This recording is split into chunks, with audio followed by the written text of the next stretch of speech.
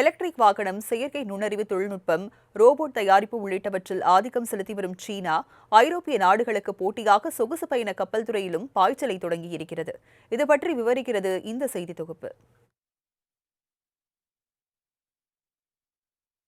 Italy, Norway, Germany, France போன்ற ஐரோப்பிய நாடுகளே சொகுசு பயண கப்பல் துறையில் அதிகம் ஆர்வம் காட்டி வருகின்றன.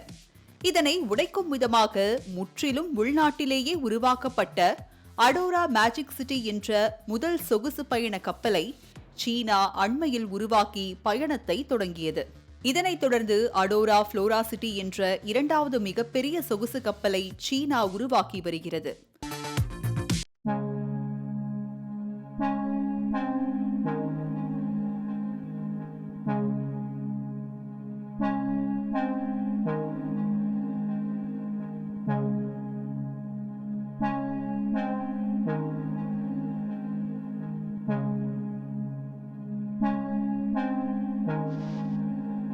ஷாங்காய் வைகோசியாவ் கப்பல் கட்டும் தடத்தில் இது கட்டப்பட்டு வரும் நிலையில் இதன் 92% பணிகள் நிறைவடைந்துள்ளன. குவாங்சோ நகரின் செல்ல பெயரான மலர்களின் நகரம் என்பதை குறிக்கும் வகையில் இதற்கு புளோரா சிட்டி என்று பெயரிடப்பட்டுள்ளது. இது சாதாரண கப்பல் அல்ல, ஒரு பெரிய கால்பந்து மைதானத்தை விட 3 மடங்கு நீளம் கொண்டது.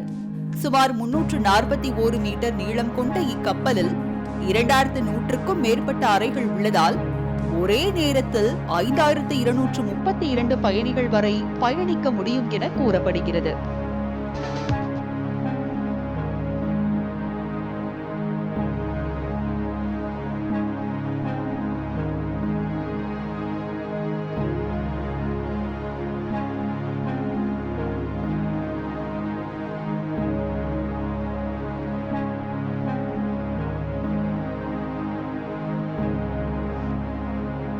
இதில் சாதாரண பொழுதுபோக்குகள் மட்டும் இன்றி குழந்தைகளுக்காக பிரத்யேகமாக அட்ரினலின் எகிர வைக்கும் ராட்சத ஸ்லைடுகள், rope garden, virtual reality gaming centre மற்றும் AI கல்வி வகுப்புகள் என பல நவீன வசதிகளுடன் பிரம்மாண்டமாக உருவாகும் இந்த கப்பலின் சோதனை ஓட்டம் மே இறுதியில் நடத்தப்பட்டு அடுத்த ஆண்டு ஜனவரியில் முதல் பயணத்தை தொடங்கும் என எதிர்பார்க்கப்படுகிறது.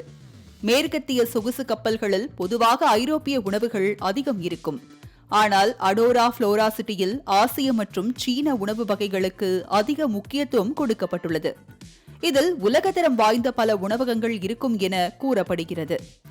இது 2026 இறுதியில் தயாராகிவிடும் என்றாலும் பொதுமக்கள் இதில் பயணம் செய்ய 2027 வரை காத்திருக்க வேண்டும்.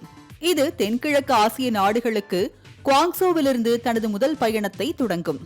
இது வெறும் போக்குவரத்து சாதனம் மட்டுமல்லாமல் ஒரு முழுமையான மிதக்கும் சுற்றுலா தலமாக மக்களுக்கு பயன்படும். மாலை முரசு தொலைக்காட்சி செய்திகளுக்காக இளவேனில் சுபவாணி.